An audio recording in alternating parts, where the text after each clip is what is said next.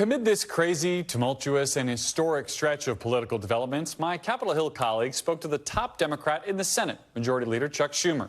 In the interview with NBC's Julie Sirkin and Scott Wong, Senator Schumer spoke about his view of the presidential race, including President Trump's recent comments questioning the vice president's racial identity. Listen, every day, either Donald Trump or Vance makes some kind of crazy statement, and it's catching up with catching up to the American people. The more his poll numbers go down, the more Donald Trump is unhinged. And he's afraid to even debate Kamala Harris. He already said he wouldn't debate. You know, she's a strong black woman. Donald Trump may not want to say that, but it's true, and everyone knows it's true. He's afraid to debate her. Julie Sirkin joins me now. So we hear the Majority Leader basically daring Donald Trump to debate. The kind of high road approach, though, with Trump obviously didn't work in 2016. Is Leader Schumer concerned that even considering that approach could spell disaster for Democrats this time around? Well, I think, Garrett, Democrats are always walking this tightrope of do they hit back against Trump and his attacks, or do they take that high road that you talked about? And that is exactly what I asked Leader Schumer. I pressed him on how exactly Democrats plan to respond this time around going into November, especially given his latest comments against Kamala Harris, against others in the party, even Schumer himself saying that the Majority Leader, the highest-ranking Jewish American official, is, quote, a member of Hamas. So these are things that I pressed Schumer directly on. He said that they can walk and chew gum at the same time. Listen to this.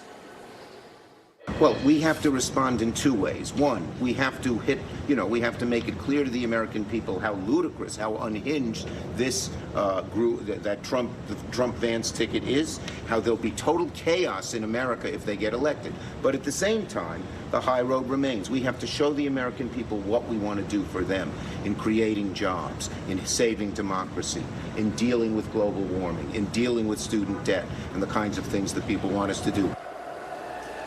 Now, it's a very different time, Garrett, but in 2020, it's that kind of messaging, that high road, that talking about issues and trying to be certain that American people understand what the former president is saying for what it is that led them to victory, that led to some historic victories as well, including Schumer even having control of the Senate to begin with. So we'll see what they decide to do this time around, but certainly starting to call Trump weird and ludicrous and ridiculous shows you that they're not really only taking the high road after all.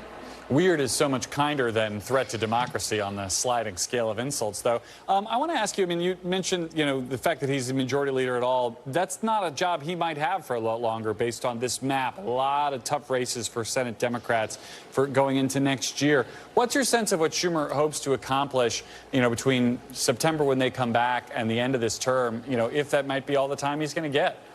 Well, the list is long. It starts with artificial intelligence, putting guardrails around deepfakes when it comes to the election. He told me that this is something he needs Republican compromise on, or it'll get rolled into a must-pass bill if it does. He also wants to do some rail safety legislation that is bipartisan. He wants to move on some easing of marijuana banking restrictions. But there is a big difference, Garrett, as you and I well know, between what Schumer wants to do and hopes to do and what he actually can do, and that is because there's not a lot of time on the floor to actually get this stuff done. In the beginning of the Democratic control of the Senate a couple of years ago, he said that he would pass a ban on AR-15s and gun control legislation. You've pressed him on this over and over again as well, but with a two-seat majority, he just really can't get there. And again, all of this takes time.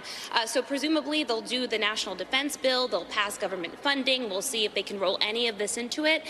But just so close to an election, it's really not likely that they'll get any of his wish list items done. Julia, I got about 10 seconds left, but what's the vibe difference between now and 2 weeks ago on Capitol Hill among Senate Democrats? Well, we tried to ask Schumer this question, right? Like, take a step back. This has been a pretty historic month, and he argued that now everyone is energized around Kamala Harris. He feels like they will keep the Senate. They'll pick up in the Senate in terms of the map. He didn't want to go really far in terms of his private conversations with Biden, but certainly two different realities between what Schumer thinks is going to happen and what McConnell thinks is going to happen in November. Funny how that works out. All right, Julie Sirkin, my Capitol Hill team colleague, thank you for that reporting. Thanks for watching. Stay updated about breaking news and top stories on the NBC News app or follow us on social media.